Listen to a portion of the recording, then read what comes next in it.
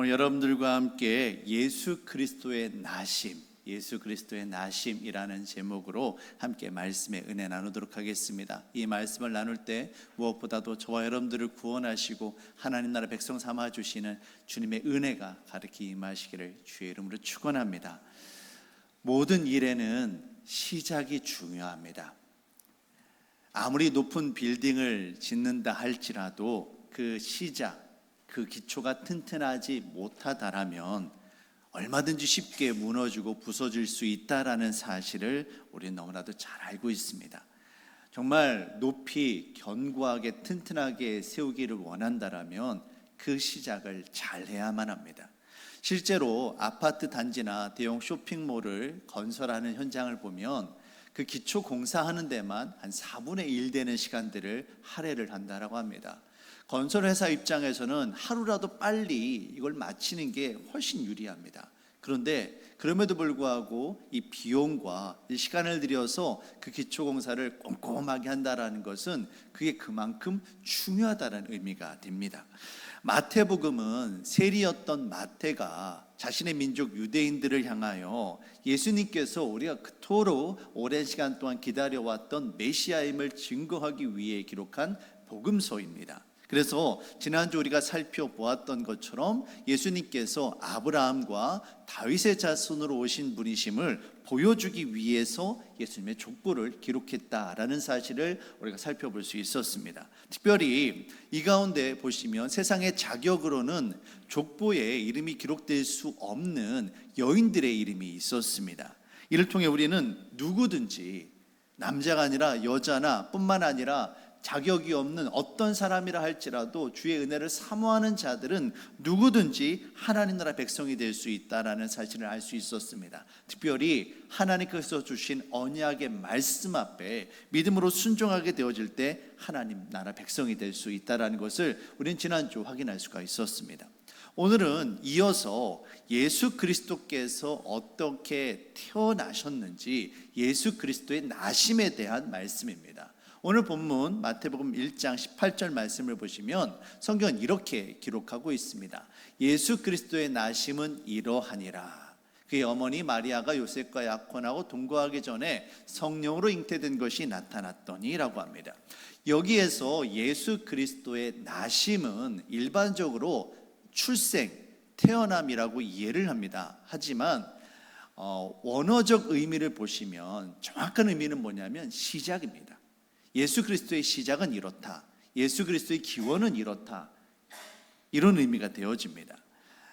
성경은 일반적으로 예수 그리스도의 동정녀 탄생을 강조합니다. 우리가 예배 시간마다 신앙을 고백하는 사도신경에서도 보시면 성령으로 잉태되어 동정녀 마리아에게서 나시고 라는 부분이 있을 정도로 예수님의 동정녀 탄생은 기독교 신앙에 있어서 아주 중요한 부분이 됩니다. 메시아의 동정녀 탄생에 대한 예언의 말씀들이 있었습니다. 이 예언의 말씀이 성취되어졌음을 이게 보여주는 것이지요. 예를 들어서 오늘 본문 23절에도 보시면 보라 처녀가 잉태하여 아들을 낳을 것이요 그의 이름을 임마누엘이라 하리라. 이 말씀이 이사야 선지자가 한 예언의 말씀입니다. 이사야 선지자가 동정녀 탄생에 대한 말씀을 예언을 했고 실제로 예수님께서 동정녀로서 동정녀의 몸에서 태어났다. 그래서 예수님이 그리스도이시다. 이것이 바로 동정녀 탄생을 통하여 성경이 일반적으로 하는 이야기입니다. 그래서 이 동정녀 탄생에 대한 이야기들을 복음서에 보시면 여러 군데에서 증언을 합니다. 예를 들면 누가복음 같은 경우에는요, 하나님의 천사가 마리아를 찾아와서 너의 몸에서 예수님이 태어날 것이다 라고 예언을 하고요, 그대로 실제적으로 태어나게 됩니다. 요한복음은 이 예수님의 동정녀 탄생이 어떤 의미인지 신학적으로 얼마나 중요한지를 이걸 풀어서 설명을 해요. 근데 마가복음은 이 주된 독자들이 유대인들이 아닙니다. 동정녀 탄생에 대한 예언의 말씀을 그들은 잘 몰라요. 그러니까 그리스 사람들, 헬라 사람들은 이 부분에 대해서 잘 모르기 때문에 이 부분은 과감하게 생략을 하고 예수님께서 오셔서 어떻게 사역을 하셨는지, 어떤 말씀을 전하시고 어떤 능력을 행하셨는지 그 부분을 집중적으로 보여줍니다. 근데 여러분 마태는 어떻습니까? 마태복음의 주된 독자들은 이 율법에 대한 말씀을 너무나도 잘 알고 있는 유대인들입니다. 더군다나 유대인 남성들을 대상으로 쓰여진 성경이 바로 마태복음입니다. 여성분들에게는 좀 죄송한 이야기입니다만 당시에 유대 여성들은 온전한 인격체로 사람들 앞에 인정받지를 못했고요. 당연히 그러다 보니 교육도 잘 받지를 못했습니다. 그래서 이 복음서 마태복음의 첫 번째 주된 독자들, 그러니까 이 대상이 누구였느냐면 유대인 남성들이에요. 이 사람들은요, 동정녀 탄생에 대한 예언의 말씀들을 잘 알고 있었고요, 상당히 남성이다 보니 남성 중심의 사고 체계를 갖고 있는 사람들입니다. 그래서 이 마태는 마태복음의 시작을 하면서 예수님에 대한 족보 이야기를 한 것이고요, 그리고 이어서 예수님의 아버지가 되어지는 이 어머니 마리아가 아니라 예수님의 아버지가 되어지는 육체적인 아버지 요셉에 대한 이야기를 하고 있는 겁니다. 우리는 여기에서 마태가 요셉의 이야기를 하면서 요셉을 어떻게 설명하고 있는지에 주목해야만 합니다. 왜냐하면 이 마태가 다른 복음서, 그러니까 누가복음이나 요한복음이나 마가복음과는 달리 마리아에게 집중하는 것이 아니라 요셉에게 집중한 것이 단순하게 남성이었기 때문만은 아니다라는 거예요. 여기에 특별한 어떤 의도와 목적을 가지고 요셉의 이야기를 하고 있다라는 것에 우리는 주의하면서 이 말씀을 살펴봐야만 합니다. 그럼 과연 요셉은 어떤 사람이었을까요? 어떤 사람이었기 때문에 예수님의 그 시작을 설명하면서 요셉의 이야기를 하고 있는 걸까? 첫째로 요셉은 의로운 사람이었습니다.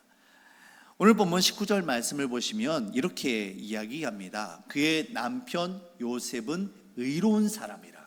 요셉은 의로운 사람이었다라고 이야기합니다. 그러면서 이 의로운 사람이 그를 드러내지 아니하고 가만히 끊고자 했다라고 이야기해요.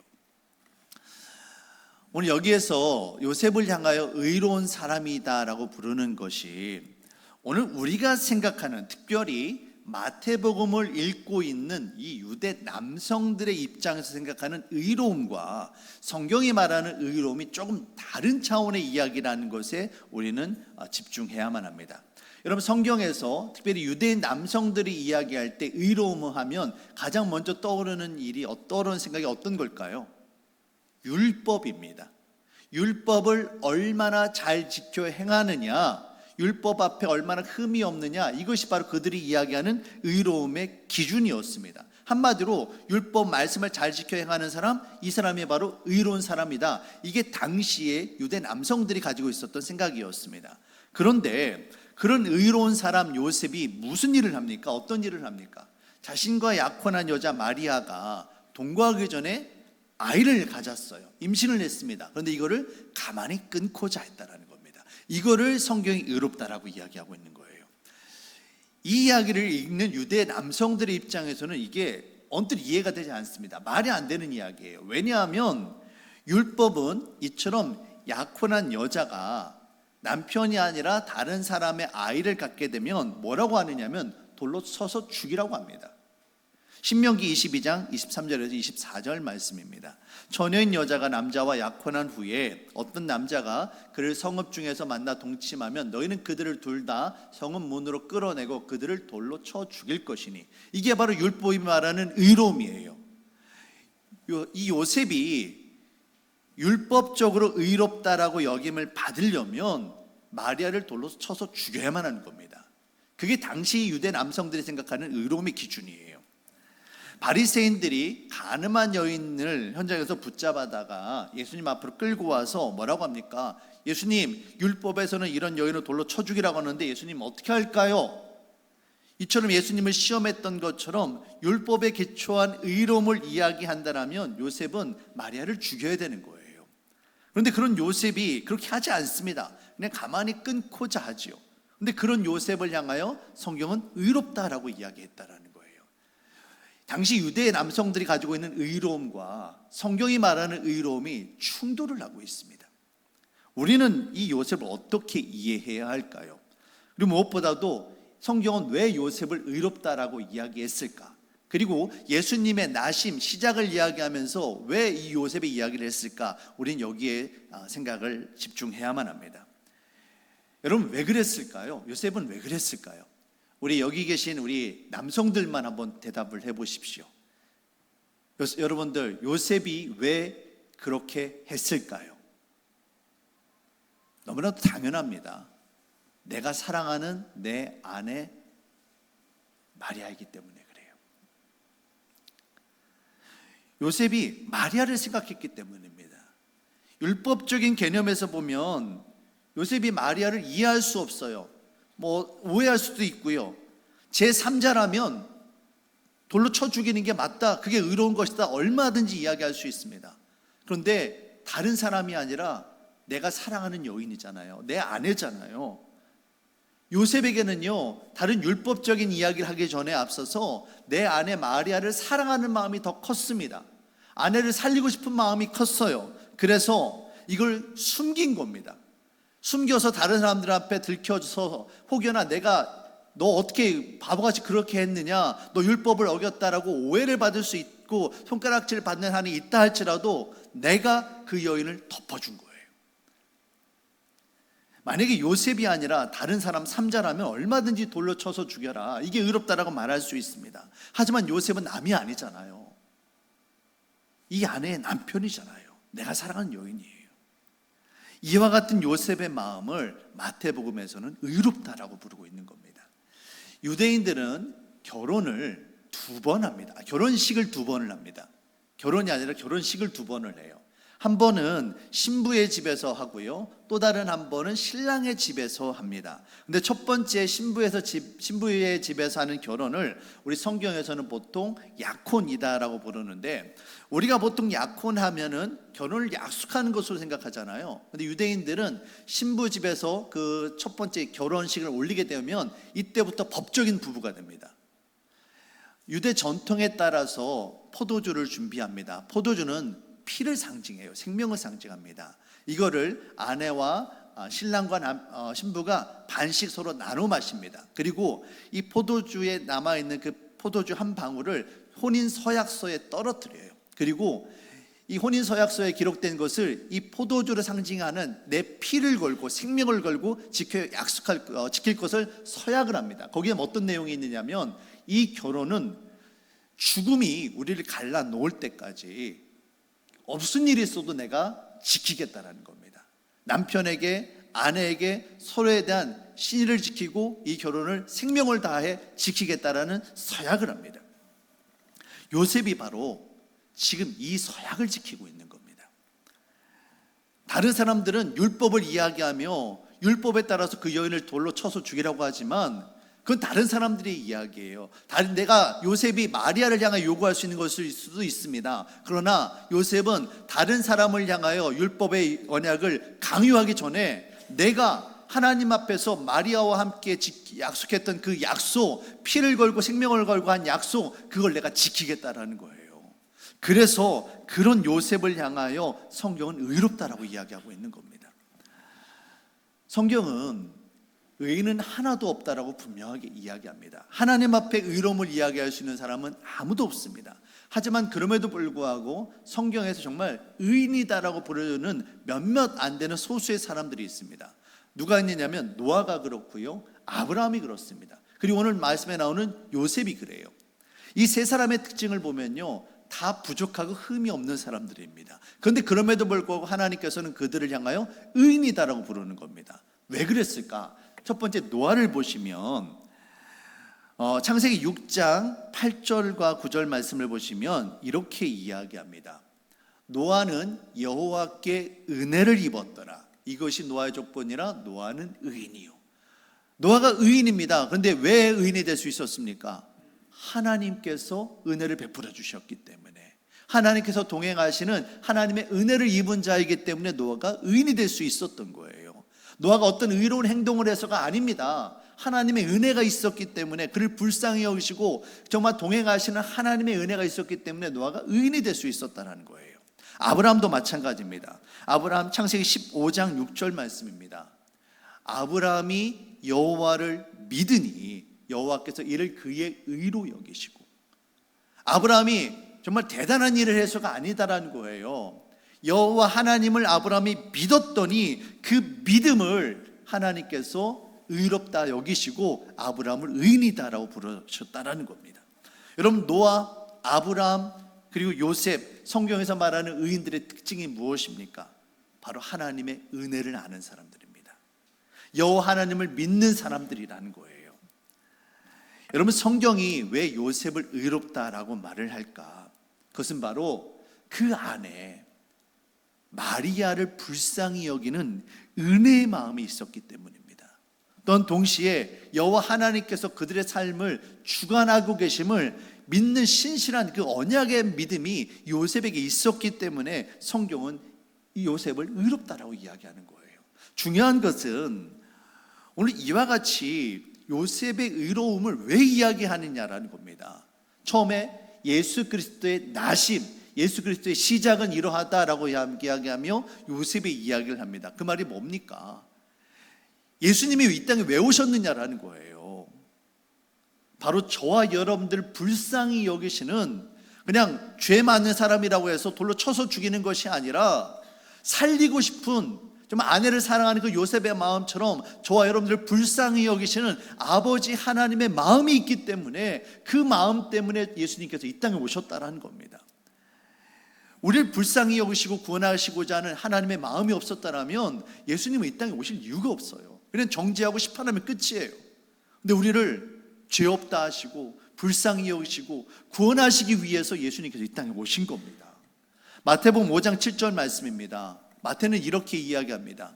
긍휼히 여기는 자는 복이 있나니 그들이 긍휼히 여김을 받을 것이요. 성경에서 말하는 복이 뭐냐? 하나님의 은혜가 뭐냐? 바로 불쌍히 여김을 받는다라는 거예요. 하나님께서 저와 여러분들 불쌍히 여기셨고 그 불쌍히 여기는 은혜가 있기 때문에 우리가 구원받을 수 있다. 이 불쌍히 여기는 마음, 이것이 바로 예수 그리스도의 시작, 복음의 시작이 된다. 이것을 바로 마태가 우리에게 보여주고 싶었던 겁니다. 사랑하는 성도 여러분, 저와 여러분들을 불쌍히 여기시는 하나님 아버지의 마음 앞에 감사하시기를 주의 이름으로 부탁드립니다. 우리 안에 그 십자가 사랑에 대한, 은혜에 대한 감사한 마음이 있어야 돼요. 예수님은 저와 여러분들을 불쌍히 여기셨기 때문에 이 땅에 오신 분입니다. 그리고 더 나아가서 우리가 서로가 서로를 향하여 불쌍히 여길 수 있기를 바랍니다. 정죄하고 비판하고 판단하는 것이 아니라 너는 돌에 맞아 죽을 만한 사람이다, 당연한 자다라고 이야기하는 것이 아니라, 그렇게 말하기 전에 앞서서 내가 그 사람을 향하여 지켜야 될 헌신과 서약을 먼저 행하고 먼저 불쌍히 여기고 먼저 품에 안을 수 있는 저와 여러분들이 되시길 바라겠습니다. 긍휼히 여기는 자에게 긍휼히 여기는 복이 임하게 되어지는 겁니다. 우리 안에 이처럼 서로를 불쌍히 여기는 예수님의 십자가 사랑이 가득히 차고 넘쳐나시기를 주님의 이름으로 축원합니다. 두 번째로, 요셉은 주님의 말씀 앞에 순종하는 사람이었습니다. 오늘 24절 말씀을 보시면 요셉을 향하여 이렇게 이야기합니다. 요셉이 잠에서 깨어 일어나 주의 사자의 분부대로 행하여 그의 아내를 데려왔으나 주의 사자의 분부대로 행했다라고 성경은 이야기합니다. 지금 상황이 어떤 상황이냐면, 갑자기 자신과 결혼을 한 아내 마리아가 알 수 없는 이유로 배가 불러옵니다. 요셉이 이 일로 근심하고 걱정하죠. 어떻게 해야 되느냐, 무슨 일일까, 정말 잠을 자지 못했을 겁니다. 그런데 그렇게 하다가 언뜻 잠이 들었는데 꿈을 꾼 겁니다. 꿈을 꿨는데 꿈에서 천사가 나타나서 이것이 하나님의 뜻 가운데 이루어진 것이니 요셉아 두려워하지 말아라, 그를 데리고 와라, 그리고 그 아이를 태어나면 아들의 이름을 요셉이라 해라, 이렇게 하나님께서 말씀을 주셨단 말이에요. 근데 요셉이 이걸 어떻게 여겼다고 합니까? 주님의 명령, 분부로 이거를 받아들였다라는 거예요. 여러분에게 묻겠습니다. 여러분이 갑자기 어떤 고민을 하다가 꿈을 꿨어요. 꿈을 꿨는데 희한해요. 그게 우리가 일반적인 생각으로는 받아들일 수 없는 그런 이야기예요. 여러분, 만약에 그 꿈에서 나온 그 이야기대로 여러분 하실 수 있겠습니까? 만약에 꿈에서 누가 나와가지고 로또를 사라 그러면은 뭐 살 수 있어요. 왜 그렇습니까? 로또를 사가지고 되면 좋고 안 되면 말고 뭐 그냥 그런 거잖아요. 얼마든지 그런 걸 할 수 있습니다. 그런데 마리아를 데려오는 일은요, 차원이 다른 이야기잖아요. 자신의 인생을 전부 다 거는 이야기잖아요. 근데 그런 이야기를 단지 꿈꿨다고, 그걸 주님의 명령으로 받아들이고 이것을 순종한다고요? 저는 그렇게 못할 것 같아요. 하나님께서 정말 눈 번쩍 뜨고 있을 때 나타나셔서 분명하게 보여주시고, 그러면 모를까, 단지 꿈꿨다고 해서 이걸 받아들인다? 결코 쉬운 이야기가 아닙니다. 근데 이 문제는 요셉이 이것을 주님의 말씀으로 여겼고 그 말씀 앞에 순종했다라는 거예요. 어떻게 그럴 수 있었느냐라는 거예요. 어떻게 그럴 수 있었느냐. 우린 대부분 어떻게 됩니까? 주어진 말씀이 있습니다. 그런데 이 말씀 앞에 어떻게 합니까? 순종하기보다는 말씀은 말씀대로, 나의 삶은 나의 삶대로 서로 따로따로 그렇게 살아갈 때가 훨씬 많습니다. 근데 요셉은 그렇지 않았다라는 거예요. 말씀 앞에 순종했다라는 겁니다. 더 중요한 이야기는 어떻게 이것을 하나님의 말씀으로 여겼느냐라는 거예요. 여러분, 어떻게 그럴 수 있을까요?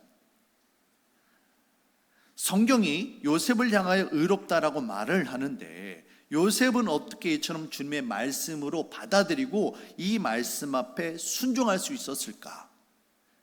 여러분, 너무나 당연한 이야기입니다. 그건 뭐냐면, 요셉이 평소에도 주님의 말씀을 묵상하고 주님의 말씀을 가까이 하고 주님의 말씀 앞에 순종하는 사람이었기 때문에 이것들이 가능한 거예요. 어느 날 갑자기 이게 되는 게 아닙니다.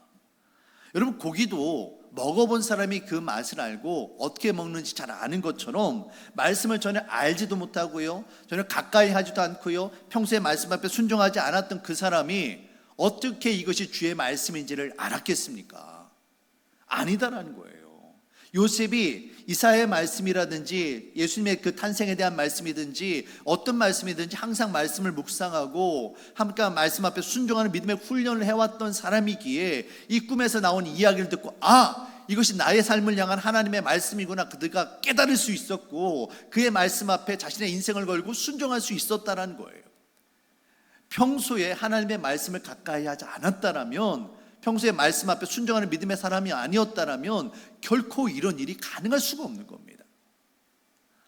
오늘 마태가 예수 그리스도의 나심, 복음의 시작을 이야기하면서 요셉의 이야기를 왜 하고 있습니까? 바로 이것이 바로 구원의 핵심이 되기 때문에 그렇습니다. 바로 저와 여러분들 불쌍히 여기시는 하나님의 마음이 있고, 이것을 하나님의 말씀을 받아들이고 그 말씀 앞에 순종하게 되어질 때, 이것을 믿음으로 받아들일 때 구원의 능력이 나타난다라고 마태는 우리에게 보여주고 있는 거예요. 마태복음 11장 12절 말씀을 보시면 이렇게 이야기합니다. 세례 요한의 때부터 지금까지 천국은 침노를 당하나니 침노하는 자는 빼앗느니라. 성경에서는 침노라고 표현되어 있습니다만 이 침노라는 표현이 무슨 말입니까? 적극적으로 달려들다라는 이야기예요. 하나님의 은혜를 사모하고 하나님 나라를 사모하면서 내가 그것을 얻기 위하여 쟁취하듯이 달려드는 사람, 사모하는 마음이 있는 사람, 그에게 하나님의 나라가 임한다라는 겁니다. 여러분, 천국은 그냥 주어지지 않습니다. 사모하고요, 그것을 얻기 위해서 달려들고요, 그런 사람에게 임하게 되는 거예요. 요셉이 바로 그런 사람이었다라는 겁니다. 하나님의 말씀을 가까이 하고 이 말씀이 나의 삶 가운데 이루어지기 위하여 성경에서 이야기하는 것처럼 침노하듯이 적극적으로 달려드는 믿음의 사람, 말씀의 사람이었기 때문에 그런 요셉을 향하여 오늘 성경은 의롭다라고 말을 하고 있고, 이와 같은 믿음 위에 예수 그리스도께서 태어나셨다라고 하고 이야기하고 있는 거예요. 오늘날 우리 주변에 교회가 얼마나 많은지 모릅니다. 교회뿐만 아닙니다. 여러분, 핸드폰을 여시고 유튜브를 보시면요, 전국에 있는, 아니 전 세계에 있는 유명한 목사님들 설교 말씀을 얼마든지 들을 수 있습니다. 그런데 문제는 사모하는 마음이 없으면, 그 말씀을 받아들이고 그 말씀 앞에 순종하고자 하는 마음이 없으면 이 말씀들이 어떻게 들립니까? 그냥 소음이 되는 거예요. 거리를 나가 전도하다 보면 어떤 사람들은요, 전도하는 사람들 향하여 비난하고 정말 조롱합니다. 그들에게는요, 사모하는 마음이 없거든요. 그냥 소음이 될 뿐입니다. 하지만 사모하는 심령이 있으면 항상 말씀을 갈급하고 어떻게 하면 하나님을 가까이 할까, 이런 애쓰는 마음이 있다라면 그 말씀이 어떻게 되어집니까? 꿀송이 같이 주의 말씀으로 들려지는 거예요. 사모하는 자에게 주의 말씀이 들려지는 겁니다. 사랑하는 성도 여러분, 주의 은혜를 무엇보다도 하나님의 말씀을 사모하시기를 주님의 이름으로 부탁드립니다. 말씀을 사모할 때, 말씀을 가까이 하게 되어질 때 하나님의 은혜가 저와 여러분에게 임하게 되어지는 겁니다. 오늘 마태는 요셉의 이야기를 하면서 우리에게 예수님의 십자가 복음이 어떻게 임하는지 그 복음의 진리 두 가지를 이야기합니다. 첫째, 저와 여러분들을 불쌍히 여기시는 아버지 하나님의 마음, 그 긍휼의 마음이 바로 복음의 시작이다라고 우리에게 분명하게 이야기하고 있습니다. 두 번째, 말씀을 사모하고 하나님의 은혜를 정말 사모하고 그 말씀 앞에 순종하게 되어질 때, 말씀을 믿음으로 받아들일 때 구원의 은혜가 임한다. 이것이 바로 마태가 요셉의 이야기를 통해서 우리에게 하고자 했던 복음의 진리가 되어집니다. 마태복음을 묵상하며 항상 이 두 가지를 기억하시길 바랍니다. 저와 여러분들을 불쌍히 여기시는 아버지의 마음, 두 번째로 말씀 앞에 순종하게 되어질 때, 말씀을 믿음으로 받아들일 때 구원의 은혜가 오늘 우리에게 임하게 되어질 것입니다. 오늘도 우리를 불쌍히 여기시는 주님의 은혜 가운데 믿음으로 살아가는 저와 여러분들 되시길 바랍니다. 오늘도 십자가 그 사랑으로 온전히 하나님 나라 백성이 되어진 그 은혜를 누리며 살아가는 저와 여러분들 되시기를 주님의 이름으로 축원합니다. 사랑하는 주님, 참으로 감사합니다. 예수님은 우리를 심판하기 위해서가 아니라 우리를 살리시기 위한 아버지의 마음 때문에 이 땅에 오셨습니다. 그 아버지의 마음을 우리가 믿음으로 받아들일 때, 정말 말씀을 사모하고 그 말씀 앞에 순종하게 되어질 때 하나님의 은혜가 임할 줄로 믿습니다. 성령 하나님, 오늘도 우리들에게 임하여 주시고 구원의 은혜를 내려 주시옵소서. 감사드리며 예수님의 이름으로 기도합니다. 아멘.